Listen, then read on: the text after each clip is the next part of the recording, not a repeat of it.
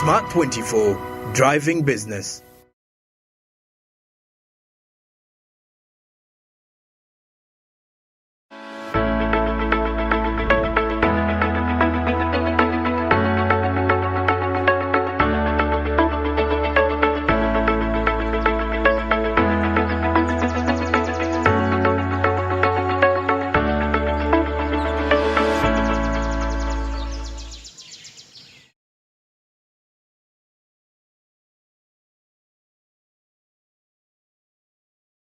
All right, we'll be back from the break, and many thanks for sticking around to Smart Means Business and Smart 24 TV. Today's daily programming has been replaced a little bit because we're going to be looking highly at the sectorial performance as well. We need to understand how have people been transiting through the business world, how have the sectors performed, where has the news been coming from, and of course we need to understand more about that. But before it, investment is something you should be thinking over, and the best way to do it now is to invest in bonds and securities by using the USSD code *292#. That is for the MTN subscribers, and of course you're going to be ushered into the idea of Zabo, which is a platform by Altex East Africa, says we'll do something new today. And if we're to mention about something new today, the best new thing that you can do for yourself today is to invest in bonds and securities. Use the USSD code *292#. Do remember that the markets are already open, and the markets open at 8:15 a.m., closing at 3:15 p.m. East African Standard Time. The minimum amount for you to invest is 15,000 Ugandan shillings. So from 15, 16, going upwards, whether you have billions and billions of shillings, you can invest in bonds and securities. Then your money will definitely be growing steadily. The markets are only closed on weekends and during public holidays. And like I say, January has got 2 public holidays. One is Sunday.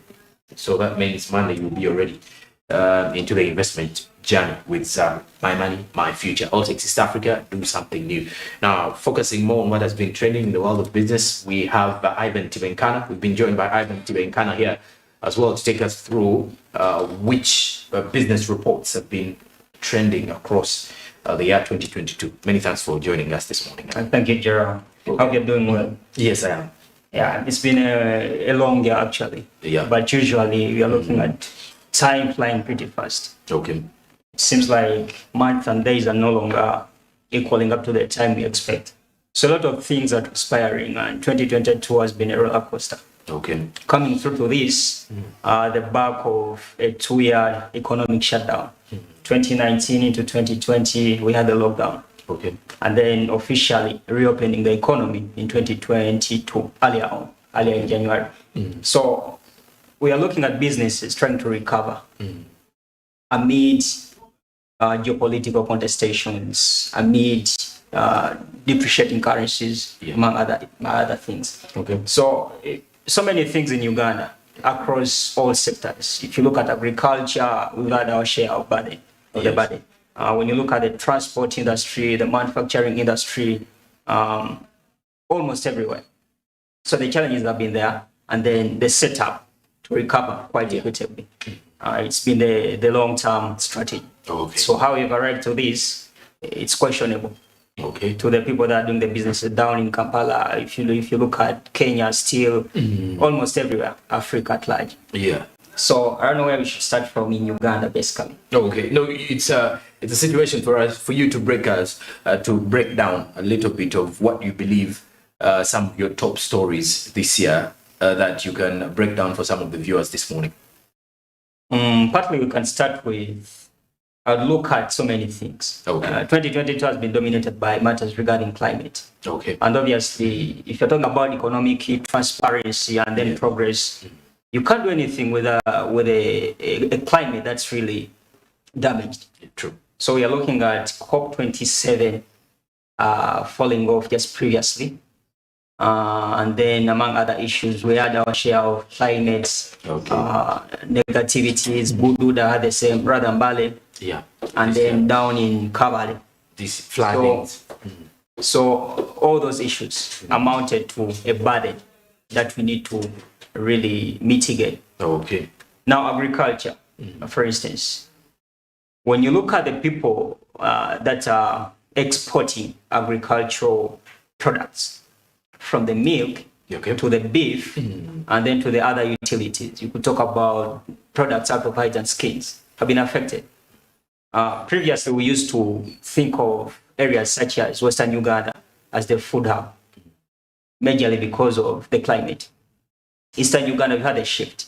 Karamoja is largely affected because it's a semi-arid area. Yeah. But then the shifting trend in the climate, the weather patterns have all amounted to a change in the productivity. True. So agriculture is partly affected. And previously we had the infestations, livestock being affected by ticks, among other diseases, foot and mouth disease, for instance. Okay. So all those amounting to a depreciation in the income generated of agricultural production. All right. Then when you look at the automobile industry, transport, basically, we've had a drastic year. Very true. Coming into December, it's where we've had a 5,000, a liter of oil coming at 5,000 shillings. But previously, the petrol and diesel. Exactly. They've been running at something like 8,000, 7,000 shillings, 6,000, oscillating between 5 and 9,000 shillings. So ask yourself, you usually come here. Yeah. You bought a taxi, you bought maybe a boda. Those people make money off an investment. Yeah. So if what they used to invest in doesn't return something, previously it used to cost something like 3,000 shillings. True. So from 3,000 to 8,000, do you expect these people to stay in business? Well, sometimes I actually was feeling pity for people, especially those who are in the transportation sector. Most of them apparently were facing it rough when it comes to the issue to do with fuel. Exactly. I believe some of them almost wanted to increase the transport fares, but they realized they would not make money. So I think the transportation sector was among those who were hit hard due to these fuel prices, like you've been mentioning. With the range that the fuel prices were, 5,000 to 9,000. Yeah. And of course, as a matter of fact, as Ivan has mentioned, that when you look at the issues to do with climate change and all that, making headlines within the year 2022, the same applies to the fact that this year we had the COP27 in Cairo, of course, having more discussions regarding it. And speaking of Marrakech. Yeah. So speaking of green gas, this is the green gas emissions reportings. We head to the carbon pricing or pricing of the carbon load, a report that was covered by Ivan Tibenkana here. Let's first have a look at it, and he will as well give us more of the analytical point of view from the same situation. As the importance to offset greenhouse gas emissions grows, the need for economic growth has been redefined as the world struggles to create climate-smart investments that are attractive from both a financial and environmental viewpoint. And for carbon trade is growing by the day, and Uganda has a high potential to go into carbon trading. Reason being that Uganda is very rich in natural capital, in the natural resources, forests, wetlands, all those ecosystems. We are very rich, and those are carbon sinks. So we need to prepare ourselves and position ourselves very well and have all the readiness mechanisms in place. Currently, Uganda does not have regulations to go into carbon trade, and we are in the process of doing that. Secondly, we need to have all the architecture to ensure that we can participate effectively. One of the expanding environmental economic endeavors is carbon trading, which offers a means to offset emissions through forestry and preservation of wetlands and the environment at large to build carbon sinks. Paid to maintain this plantation for a number of years. But actually what is being done is that an industry somewhere in the world is emitting excess carbon dioxide, and that excess carbon dioxide, they pay it in form of a fine, which is monetary, and then that money is used to pay a grower in Uganda to maintain a bigger forest, which in principle is going to absorb some of the carbon dioxide from the environment. There are estimates, and the estimates are based on the type of tree and the acreage. So basically, you need to realize that carbon pricing is basically about recognizing the cost of pollution and sometimes accounting for the costs in daily decisions as well. Putting a price on, for example, carbon pollution is one of the most efficient means to reduce greenhouse gas emissions while also driving innovation. And of course, here in Uganda, it's becoming a huge concern relatively because we've got industries being set up, and sometimes they are set up in areas which are supposed to be free from the situation, for example, wetlands. And this is more of the destruction of the environment, taking us back to the matters that lead to climate change at the end of it all. So regarding this issue of pricing the carbon load, just a simple breakdown for the viewers to ideally understand how far are we reaching. Is the government engaged in the same discussions, or it's entirely the climate change activists? Now, carbon trading is benchmarked on the Kyoto Protocol. Okay. And then when you look at the Paris Agreement, Okay. because you are dealing with climate change of a pollution load, dealing with emissions. Yes. And obviously, we've heard about net zero. So how much carbon dioxide are we emitting into the atmosphere? Yeah. And how much are we sequestering or pulling out of the atmosphere? Because ideally, if you have a lot of carbon dioxide, it affects the ozone layer and all that. So it's a result of human activity, Okay. industrialization, among other elements. So on a broader scale, someone has to pay for the damage. And we are looking at the Annex 1 party. That basically the industrialized countries, Europe specifically. And then dropping down to the non-Annex 1 parties, Uganda, Africa, South America, and then part of Asia.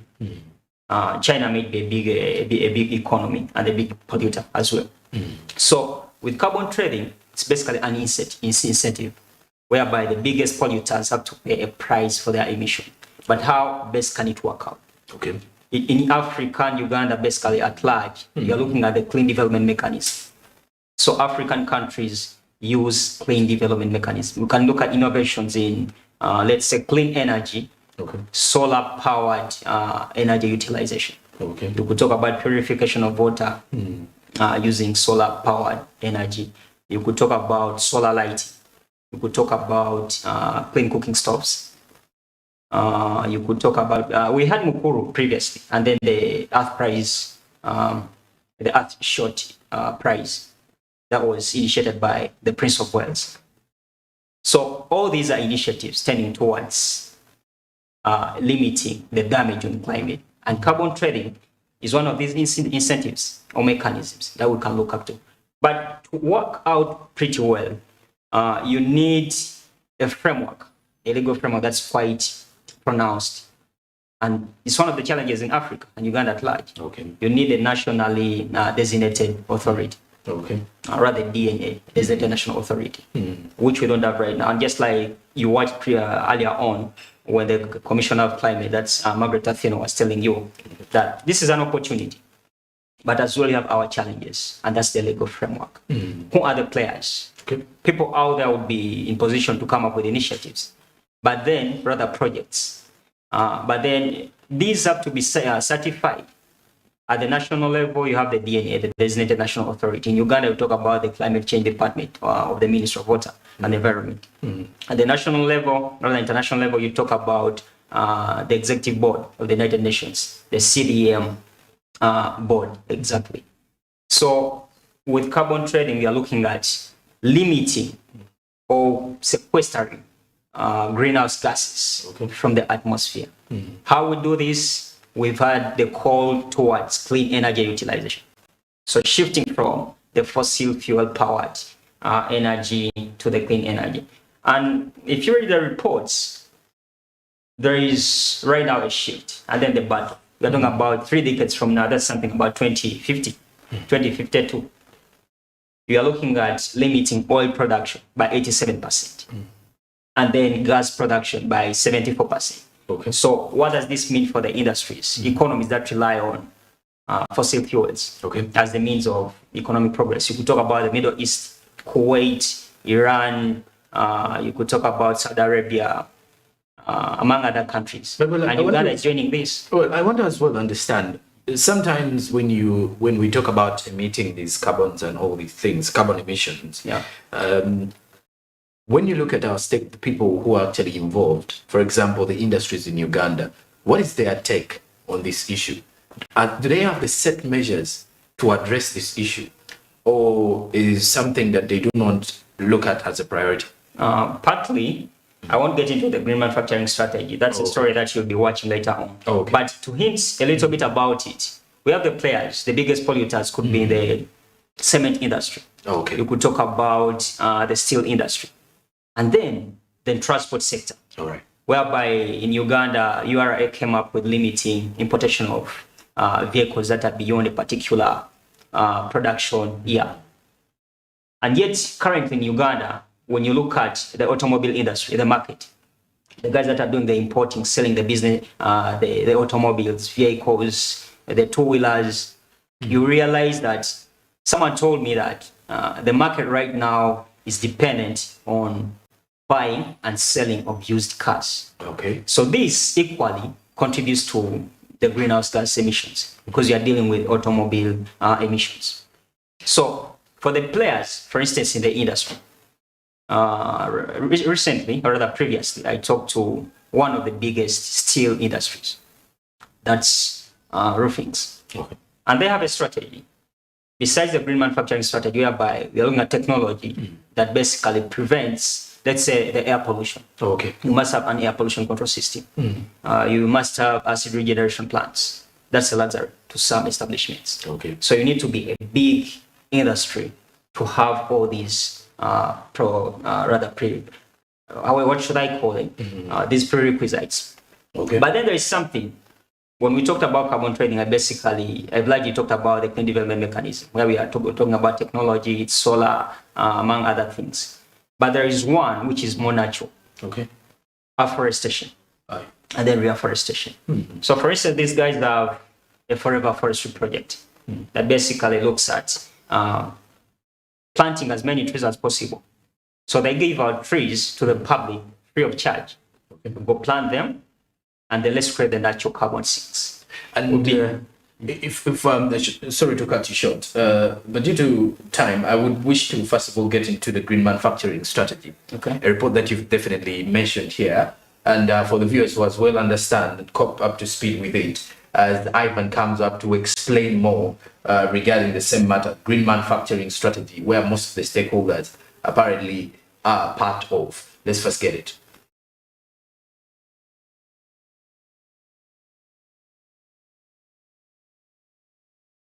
The Green Manufacturing Strategy, a 5-year master plan that aims to achieve maximum production with minimum resource use and environmental strain, is the focus of Uganda's efforts in the industrial sector as it races to get a firm grasp on sustainable development. However, this is put to the test in the light of the expanding sector and target compliance. For example, in Mukono, we have Namave Industrial Center, but even within Kampala, we have industries coming up. So, but of course, with industries, you have the concentration of pollutants. You have the air emissions, but you also have the wastewater discharges, among others. So you have different streams of waste that are released. So it requires good systems, environmental management systems, to manage the different streams of waste that are coming out of the industrialization process. So it becomes a huge challenge. Of course, you understand that we need careful planning, and we also need to do proper zoning for the industrialization sector. Previously, the State Minister for Trade, Industry and Cooperatives stressed the importance of a strong industrial sector as a measure of socio-economic transformation as Uganda pushes beyond the agro-industrial-led development. The contribution of 27.1% to GDP. This is the contribution of industry. If you aggregate what is being manufactured, the productivity of manufacturing towards our GDP is 27.1%. Especially in Kampala, I don't have figures or facts offhand, but you understand the levels of air pollution are quite high. And then you also have drainage channels that are getting discharges from industries. I will not name them, but there are several industries that are releasing untreated wastewater into some of the drainage systems within Kampala. So we need good systems. Of course, we need commitment. We need political will. Aside from forestry and greening initiatives that preserve the environment and build natural carbon sinks, green production technologies such as acid regeneration plants and air pollution control systems are not a luxury to many establishments in the manufacturing industry. The manufacturing industry's output increased from $4.77 billion in 2017 to $6.66 billion just last year. That's 15.52% and 16.47% respectively. However, if sustainable industrialization is given priority, this may work. Large and by the manufacturing industry actually does the environment impact assessments, but I think where we have a challenge is the aspect of enforcement. So you find that most times they don't do the environment audits every year, but also you find that in fulfilling the conditions of approval is a little inadequate, most especially in terms of the waste management component and then the pollution aspect. You find that there are a lot of industries that actually emit particulate matter into the atmosphere. The implementation of Uganda's Vision 2040 National Development Plan 3 and the long-term climate strategy are anticipated to play a significant role in ensuring the achievement of the Sustainable Development Goals and targets. Ivan Tibenkana, Smart 24 TV, Business Today. Well, proceeds regarding the green manufacturing strategy are going to return. We're going to be returning with them after the break to discuss more with Ivan Tibenkana. So keep around. We'll be right back.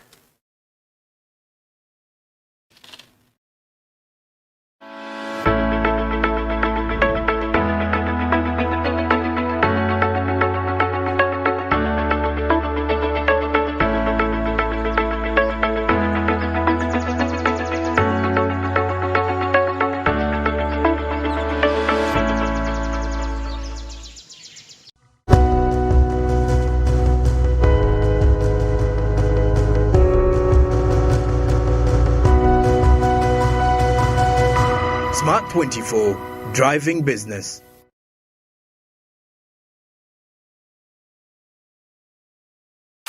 Getting together for the first time in years was a little bit awkward. Grandpa still tried to entertain us. Mom was always stealing the spotlight from the kids. It wasn't until Grandma cracked a joke That's my favorite prayer. that we got back into our groove. In this festive, DSTV is making family time even better with an upgrade. Stay connected to DSTV and we'll upgrade you to the next package for free.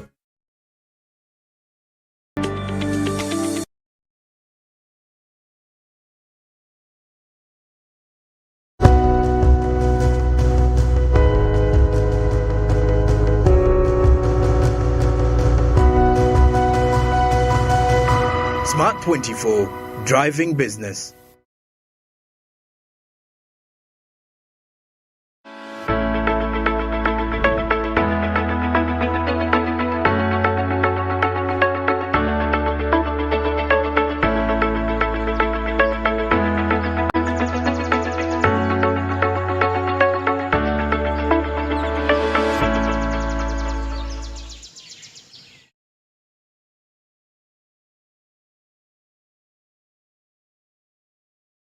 Matters of climate change are the bigger discussions in this particular segment with Ivan Tibenkana, but still breaking down what has been making headlines from the world of business in the year 2022. Later on, we shall be having more discussions, but of course here, as I did mention earlier, we are still ranting around the issues to do with carbon emissions, look at climate change and all that. Now, the report that we had was regarding green manufacturing strategy, and it's which Ivan Tibenkana was giving us just a brief before we actually hinted on the issue itself. Ivan, so for the viewers to as well understand green manufacturing strategy, and now taking us back to the industries. Yeah. What next? We cannot do away with the industry. Okay. We are talking about Kira Motors. All right. Partly, it describes the initiative, green manufacturing strategy. Okay. We are shifting from the fossil industry to the clean energy. But this comes at a cost still, because I don't think Kira Motors basically relies on green minerals. Yeah. No. So because even the EVs themselves have categories. You have the hybrid, among others. So some use the fossil fuel energy and others use electric mobility. But on the bigger from the bigger perspective, we are looking at generally the manufacturing industry. You could talk about the people that are producing beverages, people that are producing the steel that we use in the construction industry. You would talk about the people that are producing, you could talk about the cement, steel for the construction industry. Okay. So all these together, all products of industrialization, of manufacturing, have to be produced within the most sustainable means. And this is a 5-year master plan, which was initiated by the government of Uganda and then together with the international community. So UNEP, for instance, the United Nations Environment Program. So we are looking at developing, but then without the biggest impact on the ecosystem. Because it makes no use producing tons and tons of sugar, of cement, among other products. But then when the ecosystem is broken, we are looking at the atmosphere. Kampala's air quality is at its worst. And it's a mix, it's a cocktail of the manufacturing industry, emissions, automobile, and then other changes in land use. So all those, when the impact on the ecosystem, we're having issues to do with health. If you're inhaling bad air, the next day you'll be in hospital and you're paying a price for that. If you're paying a price, who will buy the sugar? There's no one. Who will buy the cement to construct the buildings that we are in here at SMART? No one. So it's one of the best means the government is looking at. But the biggest challenge is all about technology. Like I said before, how many of these big industries are in position to set up the most prolific equipment for production? You're talking about acid regeneration plants.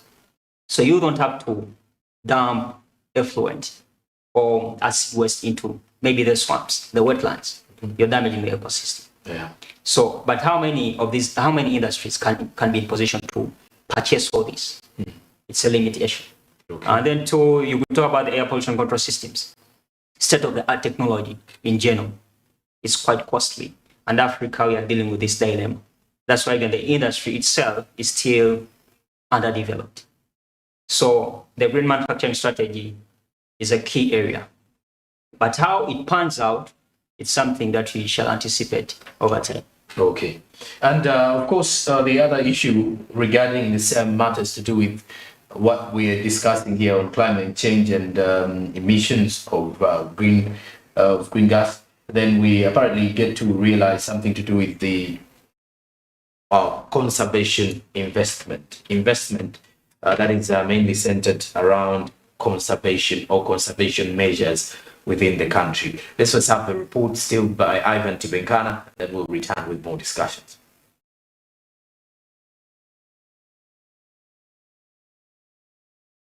Opportunities presented by Uganda's ecosystem, especially ecotourism, have largely been reliant on the vibrancy of the wildlife and forestry. The tourism receipts in 2012 amounted to $834 million in foreign exchange, rising to $1.6 billion and 570,000 jobs in 2018, and anticipated to contribute at least 32.5 trillion Ugandan shillings between now and 2026. This is, however, questionable as of now. Of late, we've seen a trend of creation of land titles, private land titles in central forest reserves. And this has costed us in terms of degrading the forests and also costed us in terms of funds. Once titles are created, the owners would want to occupy the area. And then when they occupy the area, we find ourselves going into court battles, which take a long time while the forest is being degraded. This has been a challenge. We have very many land titles. I think the last submission we did to the Ministry of Lands for submission for cancellation were about 670 something land titles.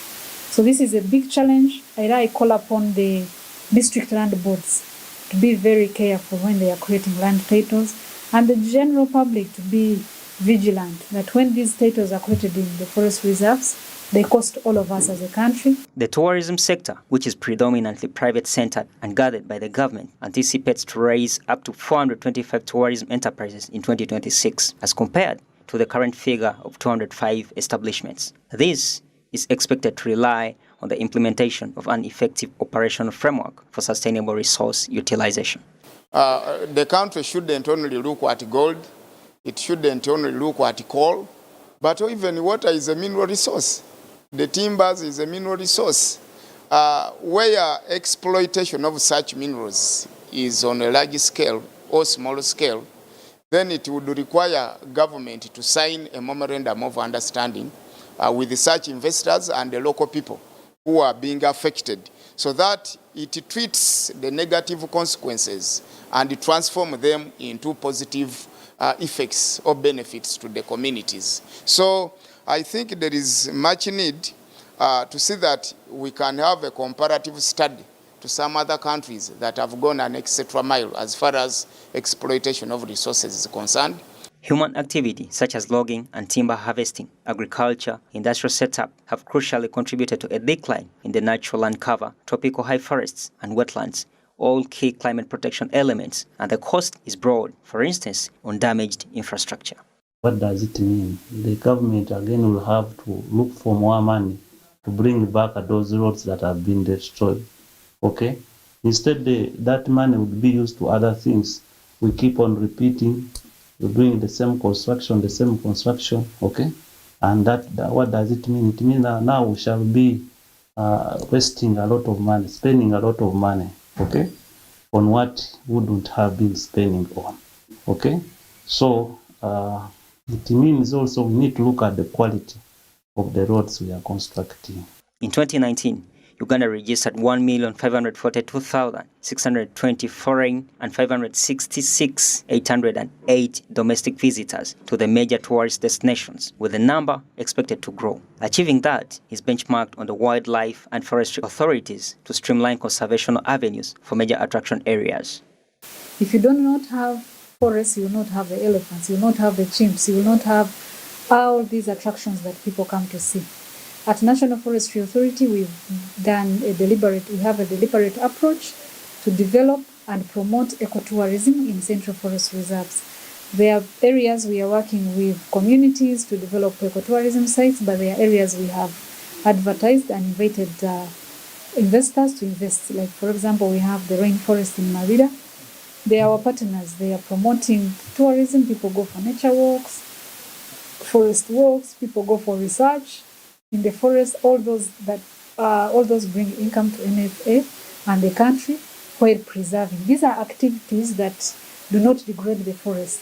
Investment in environmental conservation holds the potential to provide a multi-pronged progress with success in climate protection and conservation revenue through tourism, among other avenues. Ivan Tiwenkana, Smart 24 TV, Business Today.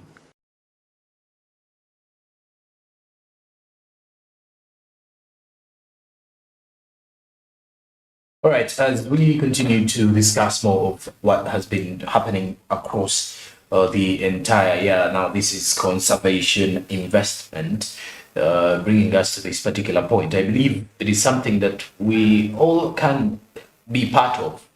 If I'm to say conservation investment, it may not necessarily have the investment part of it, but of course we can be part of the conservation drive at the end of it all. Speaking of conservation, we've been studying all the things of conserving the environment back in the time, and then there are some human activities that we do that tend to destroy the surroundings. For example, setting up in wetlands and all that has been another big issue where NEMA has been caught a couple of times engaging with certain investors who are setting up industries in wetlands and what have you, then individuals who are setting up houses in these wetlands, and also those who are actually practicing poor disposal of waste. That is a lot to do with the environment and how we can conserve it. But this report mainly rotating around conservation investment.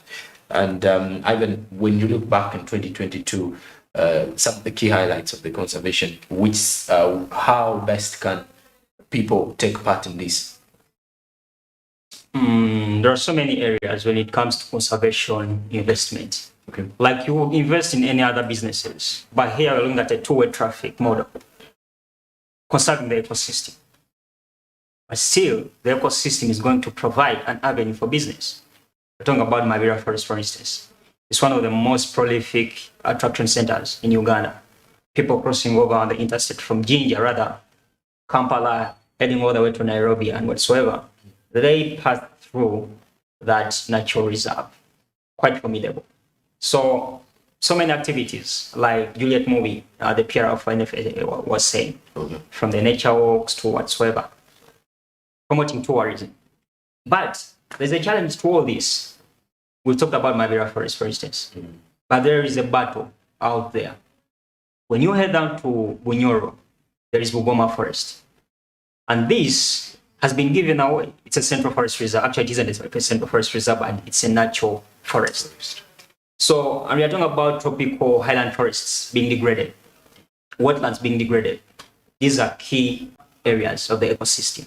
Okay. So many acres of land given out. The Rai family and then the Hoima Sugar Factory. So we are looking at industrialization being a problem on one end, much as we need it on the other. So the Rai family, Hoima Sugar, and then if you heard about Mumias previously, these very people took up Mumias. Okay. So you're looking at the industry growing, but at the same time, leaving a footprint of damage. Okay. So there is need to conserve the ecosystem for what? For a revenue. Tourism is quite important. We look at Uganda's economy, something like 44 billion Ugandan shillings. But then every country, and then the currency, to be that valued, the economy has to be really robust. Kenya's economy is 2 times more than Uganda. Okay. Standing at maybe $110 billion. Uganda at something like 44 billion US dollars. But tourism, among other things that bring in the foreign exchange, are key to all this. Yeah. So if you're promoting tourism on one end, and then on the other end, protecting the key environmental areas, it could be the forests, it could be those game parks, and obviously game parks are usually in wild areas.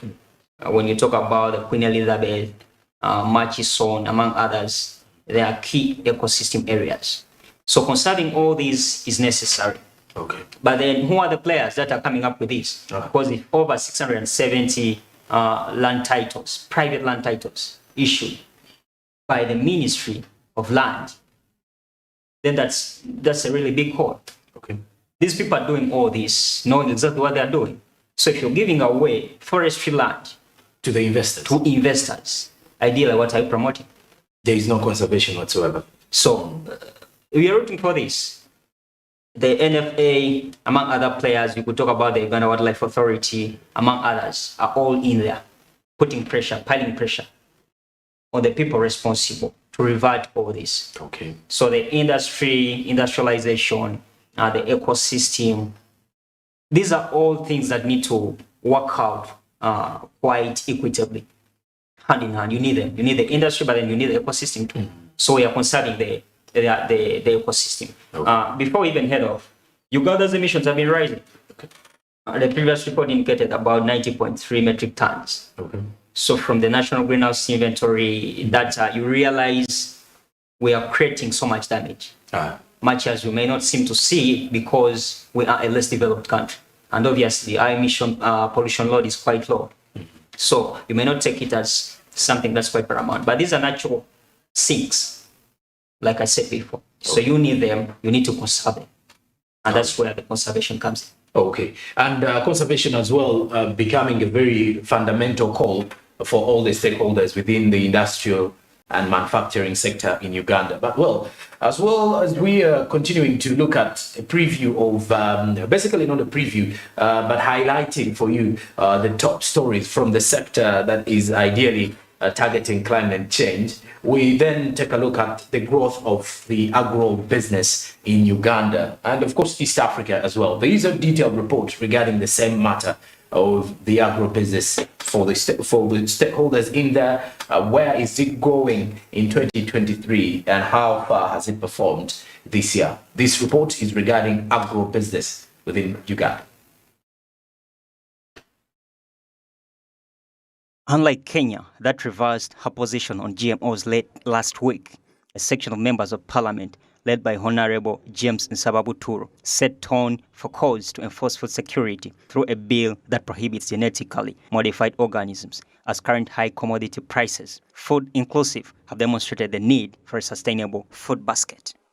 Genetically modified organisms, or GMOs in short, have devastating consequences that very few people know about. Why? The lobby, the multinationals that are behind this, have invested heavily in disinformation. And we have scientists, our own scientists, who have bought the lie that GMOs are the savior of our continent, our people. Fear of reliance on GMOs has been vested in the growing reproduction purchase model that has created a market for agro-businesses. You cannot replant a GMO seed. So which means every season you've got to buy the seeds afresh.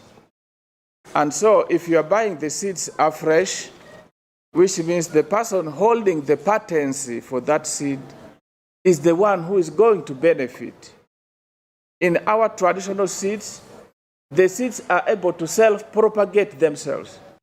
Uganda's food production chain transcends GMO seeds to include fertilizers, pesticides, and herbicides that boost productivity and whose reliance has been received with mixed reactions due to production challenges. It's contaminated. You are using inorganic fertilizers. You are introducing new varieties of more deadly weeds as you are trying to use herbicides to make your crops grow. And so you find that these are actually a danger to our society. We still don't have better regulation mechanisms in place. And so we should actually be the last to be introducing GMO foods. As food security metrics consider factors such as availability, cost, and utilization, among others, all chained to the production process, the position of agro-based businesses is bound to take a new dimension. The moment people who are in business, I question them. I'm not warning them, but I'm questioning them. The GMOs are good to those who need them. But to us who are doing massive campaign on organic, we are not thrived with a business. It will not even disturb us. Because the GMO products, even on the market, they are European market and so on, it is classified as a GMO. You have to label. There is still a growing campaign to wholly adapt an organic farming model to retain conventional food crop varieties and eventually mitigate potential future food insecurity. Agronomic practices, which is good, use organic fertilizers, exploit every opportunity you have to see that you don't first rush to the last. It's like when you go to genetically modified, it's like you have rushed every opportunity you have, every chances you have, and you have failed, then you have lasted to, you have gone to the last chance which you have, which is not good. As efforts to break a growing food market monopoly grow, Uganda's position shall be largely determined by the shape of legislations and evolution of agro-businesses to restore its former dignity as East Africa's food hub. Ivan Tibenkana, Smart 24 TV, Business. Well, agro-business has been one of the other businesses that have been trending in 2022. But besides the same factor, when you look at the idea about the fact that the agricultural sector is one of the most dominant sectors in Uganda, you as well take a look at this one more as more serious as a sector. Well, pretty much a time when we as well get to realize that agro-business also has got quite a number of stakeholders in it, which include farmers. Then there are those who add value onto these particular food crops or even cash crops as well. Then we head into the export sector. I believe when we look at the export, this is where the realistic money matters comes in, however much we look at the local market as well. But the players within the agro business have been further determined, regardless of the fact that, of course, the changes with the price fluctuations here and there, they have been able to survive. And we've been giving you reports regarding agribusiness this year, 2022, as hard as possible. Ivan, as we're summing up with the sector, agriculture, climate change, now agribusiness. Yeah. 2023, as we look at the future, when you look at the players, are there hopes that the business players within agriculture will definitely start earning some huge money? Because it does look to be a profitable business. For the peasant or small scale farmers, it's a long haul. But it's big business for the big industries, the people that do the production on large scale. So let's start from the lowest bit of it. Previously, I hope you have your elder brothers and relatives. Yeah. They must have gone to attain education of proceeds of sales of, let's say, coffee or cotton and maybe other cash crops. Isn't it? Yeah, it is. Right now, is it possible to sell off coffee and send someone to Makerere University? You say it's very difficult now. Right. Very so that's the challenge. We've had a depreciation in the productivity of the biggest resources for agricultural production. Land, for instance. How many green pockets do we have right now, countrywide, whereby people can ably cultivate without involving so much fertilizers, so much acaricides, among other things? They are very good, very few. Very few. And the land that is free is now being used to set up industries mainly. Absolutely. So this is a big challenge. And now the GMO comes in. NARO are doing the research.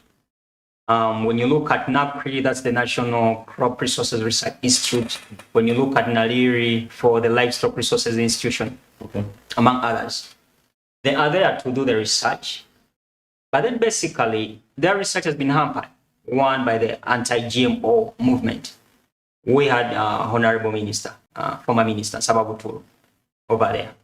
And then among other players that are anti-GMO. And then the question is, how effective are GMOs on the agricultural productivity? Or how damaging are they? Kenya previously reverted the ban on GMO. But you will be surprised that the research that was instituted for Kenya to be in position to revert the anti-GMO ban. These are Ugandan brains. Ugandan scientists are the people that did the research for Kenya to be in position to revert the GMO. Someone out there may think, I'm pro-GMO.